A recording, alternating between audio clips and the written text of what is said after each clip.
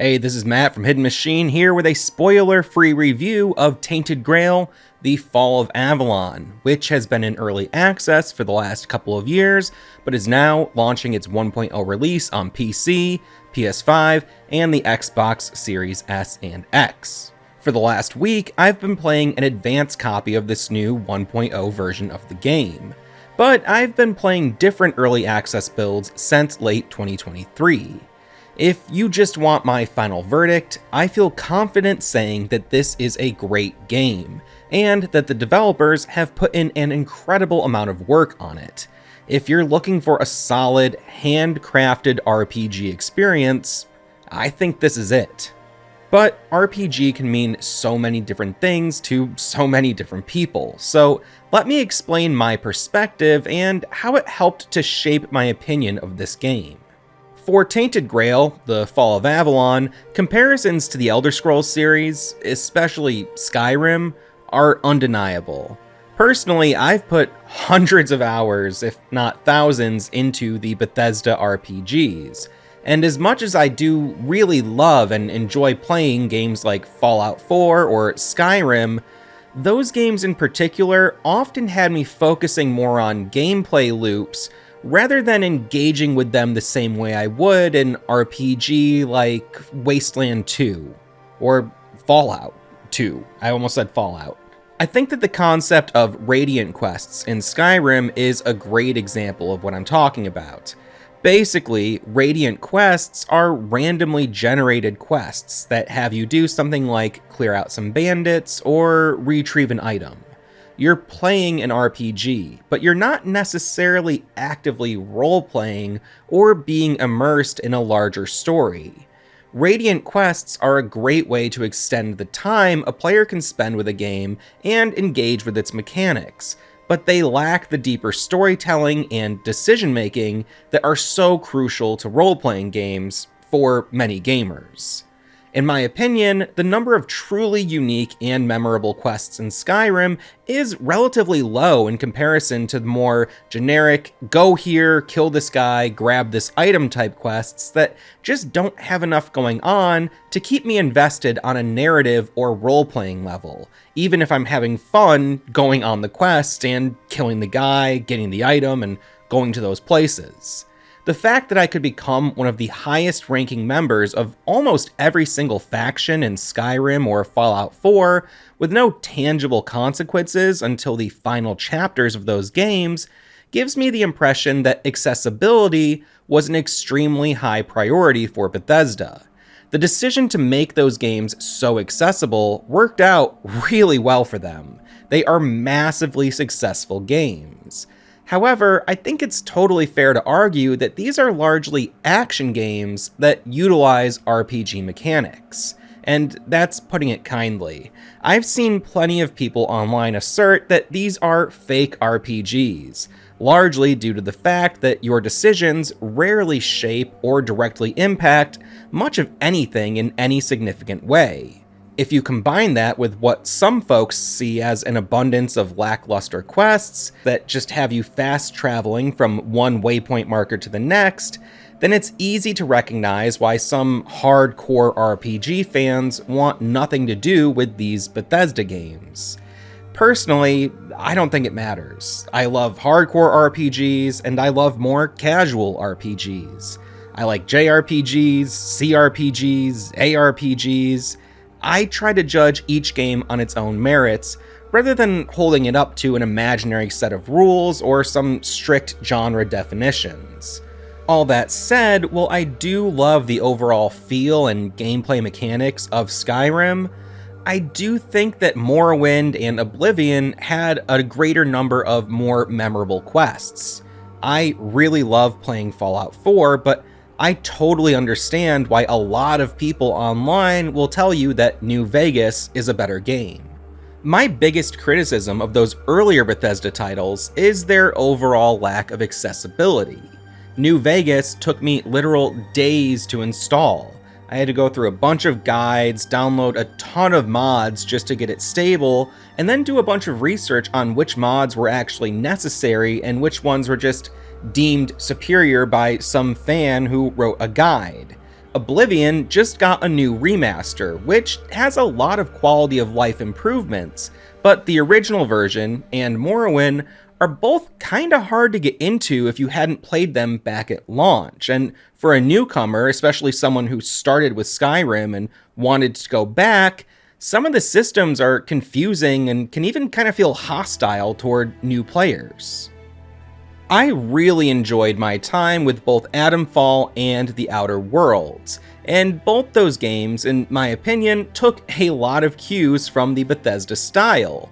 However, they took that style and applied it to a much more focused and sort of linear narrative, kind of getting rid of the huge open world aspect of games like Skyrim. I know that I'm talking a lot about other games right now, but when it comes to Tainted Grail, The Fall of Avalon, which should not be confused with other Tainted Grail games, the majority of discussion that I've seen online includes some kind of direct comparison to Skyrim or Oblivion. I think that Skyrim is great, but as a longtime RPG player, I feel like it's doing a very specific sort of power fantasy, which is really a very generalized power fantasy. You can be the best at nearly everything and a hero for nearly everyone.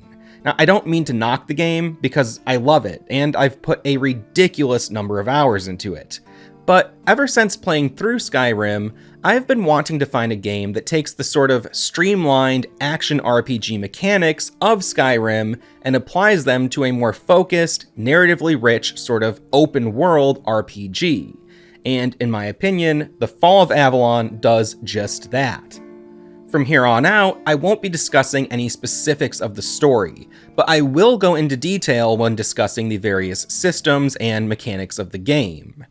Mechanically, in terms of navigation, combat, crafting systems, leveling up, lockpicking, it's all pretty much identical to Skyrim. Where this game really stands out is in its writing, voice acting, score, mood, quests, and overall polish. I have been playing different builds of this game on PC since September of 2023. I've seen a lot of ups and downs since then. The build that I first became acquainted with was my most played game in 2023. That was an early version of the first chapter of the game, and I put in over 20 hours just to explore everything that build had to offer. After that, I waited a while for the next really big update patch. When it came, I got to explore a whole new area of the game, but the performance was so rough that I could not continue playing it. Everything else about the new build was very exciting, and I really wanted to make a video covering it just to give this game whatever signal boost I could, but there was such an incredible amount of stuttering, frame drops, and textures popping in that I just didn't want to keep playing. And for a short time, I was beginning to worry that the devs wouldn't be able to pull this game off. But at this point, I'm over 20 hours into the 1.0 build, and I'm happy to say that the performance is really solid. I've had a few minor stutters here and there, but they have been very rare. I'm running the game on ultra settings, and I've got an NVIDIA GeForce RTX 4070 Ti, which does a pretty good job with most games, but I do run into issues sometimes running things at highest settings. I'm not really like a graphics guy, and I don't know much about PC anything, which is why my most recent rig was a pre-built machine. So when I first launched Tainted Grail, I was happy to see that it suggested settings based on my hardware, and in my experience so far, those settings just worked. The game is also Steam Deck verified, but in my experience with the Steam Deck OLED, the game is not functional on deck. Even at its lowest settings, which were the suggested settings, the game stuttered and froze, and the low draw distance and texture pop-in made the whole experience very disorienting for me. I reached out to my contact at the studio about this, but I have not heard back yet. So, given the state the game is currently in, I'd say that it might be a while for Steam Deck to be a viable option for Tainted Grail, if that ever happens at all. But going back to PC, on the few occasions that I encountered bugs or anything weird, I was able to type up and send a bug report without ever leaving the game. This is a great feature, and it really illustrates the level of care and attention that has been put into this game. I don't want to cover anything specific about the story of Tainted Grail, but if you are curious, there is a story trailer available that I'll link below. If you're trying to go into this game totally blind, I'll just say that it's a dark take on Arthurian legends. There's a pretty strong tone to the game, a sort of cosmic horror and darkness that never really fully goes away, but within that, there is a lot of variety in the writing. There's adventure, mystery, inspirational stories, and a fair amount of well-written and sometimes very crass humor. The game goes into some very heavy topics, but has enough levity and variety in its writing to keep things from feeling too edgy or try-hard. There's a fair amount of supernatural occurrences within the game, and this allows for a lot of fantastical imagery and scenarios that implement a wide variety of influences to deliver some very striking and memorable quests. In my opinion, these supernatural elements are handled just as well as any of the more grounded elements in the game, and every voice acting performance I encountered was very well done. When you break it down, quests in these types of games are really just about going from one point to the next, and then performing some action. It's the presentation and context that really makes a quest stand out, and I feel that Tainted Grail does a great job with all of that. There are so many interesting locations in this game that make you feel like you've stepped into another world entirely. Beyond the quests, the game has all of the basic systems you might expect. There's armor and weapon crafting, cooking and alchemy, but all of these systems have their own nuances that make them feel unique to this game. For instance, at a crafting table, armor can be modified to decrease its weight. There's also fishing, sketching, and some horse stuff that I haven't actually gotten into yet. The menus are all well designed and have been greatly refined since the earlier builds. Similar to Skyrim, you can pause the game in the middle of action to consume a potion or pull out some other items. You have 4 different two-handed weapon loadouts that you can assign and then pull up in the game using a selection wheel. There are also several quick slots for items like food and potions. In my current character build, I'm focusing on one-handed combat and archery. Combat is similar to Skyrim, but again, it's a bit more refined. You have to keep an eye on your stamina, watch for attacks, and dash away when necessary. I'm playing the game on the standard difficulty settings, and combat encounters are a moderate challenge for me, and I've definitely hit places where I had to check out the enemies, realize I was way underleveled, and go back, put in some time, and then revisit with a new strategy, which was really nice because I feel like after a while in the Bethesda games, I could take on almost anything if I just cheesed enough attacks, and that has not been my experience with Tainted Grail. In addition to archery and one-handed combat, you can also focus on bare fists, two-handed weapons, and magic. I've found a lot of spells, warhammers, and large swords, things like that, but I haven't personally gone in on using any of them yet, so I can't really speak to that, but the one-handed combat and the blocking, archery, movement, all of it's been very satisfying for me so far. I've seen a good deal of variation in the enemies.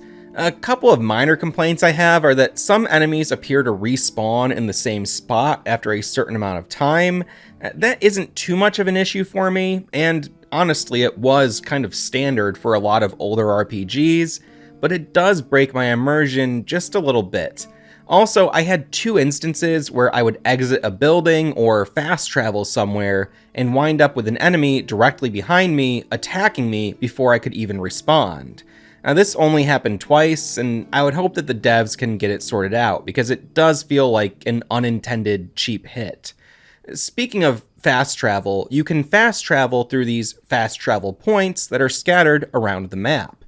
Similar to the Elder Scrolls games, you have a compass up top, and a visible waypoint marker on your screen. You can turn both of these off and choose to just rely on your map instead. The fast travel points shoot these lights up into the sky, so if you're choosing to play without waypoint markers, you can rely on these to help you find nearby points of interest and other landmarks. There is a lot more that I'd like to talk about, but that's all story spoiler stuff that I don't want to get into because that's really the meat of this game, is the story. The combat, all of the systems, it's all stuff that you should be familiar with if you've played any recent action RPG type games, you know, in the Bethesda style. Not to say that they're the only ones doing it, but they're the most prominent studio making that type of game. And I really didn't expect this game to come out as well as it did. When I first got my review key for the early access build a couple of years ago, I saw the screenshots and some of the preview footage, and I thought, this can't be as good as it looks. And I was totally wrong. It's really good. Now, in my opinion, it does a great job of giving you that big open world adventure where there's all this mystery and unknown, and you can go out and find your place in this larger thing. But it's not so big that it's full of empty filler areas and things that just don't give you anything to really interact with or think about or experience.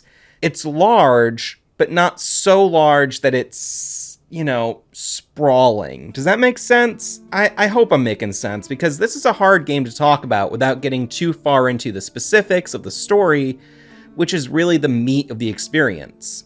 If you've played any of the later Elder Scrolls games, you're gonna be familiar with the basic feel of this game. It's really not anything groundbreaking. It's building on a well-tested formula and presents a really well-written story that goes to some very unexpected places. And there's so much happening here that I'm very excited for people to find out about this game. It was made by a team of only 50 people. Really wild to see all the ups and downs through the development, and to have it come out as good as it is, in my opinion, really good. That feeling that I had when I first played Skyrim and I got out of the cave and I'm looking at this big open world in front of me, or in Fallout, you step out of the vault and you see all this stuff and you go, wow, what's out there? This game delivers that same feeling. And again, not to keep focusing so much on Bethesda, but it's the same feeling that was lacking for me and for many other players in Starfield. You know, I know that Starfield was never intended to be Skyrim in space or anything like that, but there's this open sense of mystery and adventure and hopefulness and fear and all these emotions mixed together that really make for a good adventure, a good action RPG, and Tainted Grail is full of it. So that's my take on the game. I will definitely be talking about this game more in the future as I get more comfortable sharing spoilers, you know, once more people have had a chance to discover this game on their own terms and get into the story. The story is really where it's at. The writing is where it's at. The characters you'll meet, the times you'll have in this world, very nice, in my opinion. I like it a lot. I think it's very good. Are you playing it? Let me know. Hit me up in the comments or join the Discord. We can chat about games there. Please avoid getting into any spoilers. Big thank you to our channel members and Patreon supporters. If you want to throw us a few bucks for making shit like this, please do. It goes a long way. And I don't know. I'm just really happy for this game. I think it's going to do well. Fingers crossed, okay? And I'll see you in the future. Bye.